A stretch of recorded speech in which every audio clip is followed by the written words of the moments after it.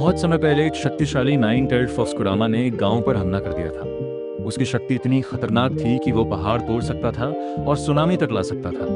उसे रोकने के लिए कई निंजा एक साथ लड़ने के लिए आए, लेकिन उनमें से बहुत से लोग मारे गए और जो बच गए वे भी बुरी तरह घायल हो गए। तब वहाँ एक महान निंजा आते हैं जिन्हें मिनाटो नामिकाजे फोर्थ होकागे के नाम से जाना जाता है। वो उस मॉन्स्टर फॉक्स को रोकने के लिए उसे एक नए पैदा हुए बच्चे के अंदर सील कर देते हैं, लेकिन इस प्रोसेस में उनकी खुद की जान चली जाती है। वो बच्चा होता है नारुतो उज़ुमाकी। 12 साल बाद स्टोरी आगे बढ़ती है।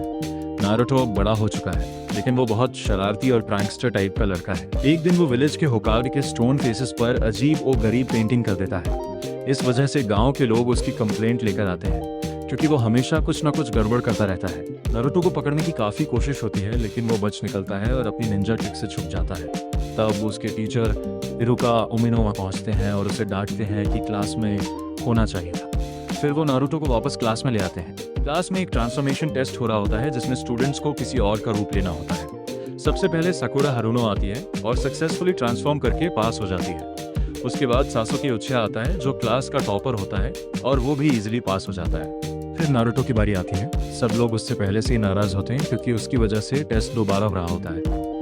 नारुतो ट्राई करता है, लेकिन उसका ट्रांसफॉर्मेशन फेल हो जाता है और वो एक फनी और बेकार फॉर्म में बदल जाता है। इसलिए इरुका उसे फेल कर देते हैं। क्लास के बाद नारुतो को सजा के तौर पर होकागे के स्टैचू साफ करने पड़ते हैं। नारुतो कहता है कि उसे घर जाने की जल्दी नहीं है, क्योंकि उसका वहाँ कोई इंतजार नहीं करता। ये सुनकर इरुका को उस पर थोड़ा तरस आता है और वो उसे रामेन खिलाने का प्रॉमिस करते हैं अगर वो काम जल्दी खत्म कर दे।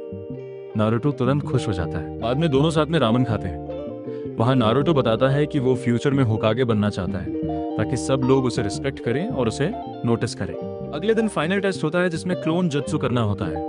नारुतो पूरी कोशिश करता है, लेकिन वो सही से क्लोन नहीं बना पाता और फिर से फेल हो जाता है। इस वजह से वो अकेला रह जाता है, जबकि बाकी सब स्टूडेंट्स ग्रेजुएट हो जाते हैं। तब एक निंजा मिजुकी नारुतो को बहलाकर एक फॉरबिडन स्क्रॉल चुराने के लिए बोलता है और कहता है कि अगर वो उससे एक पावरफुल जत्सु सीख लेगा तो वो पास हो जाएगा। नारुतो रात में स्क्रॉल चुरा लेता है और जंगल में जाकर प्रैक्टिस करने लगता है। जब इरुका उसे ढूंढते हुए वहां पहुंचते हैं, तब मिजुकी सच बताता है कि नारुतो के अंदर वही नाइन टेल्ड फॉक्स सील्ड है जिसने सालों पहले विलेज तबाह किया था।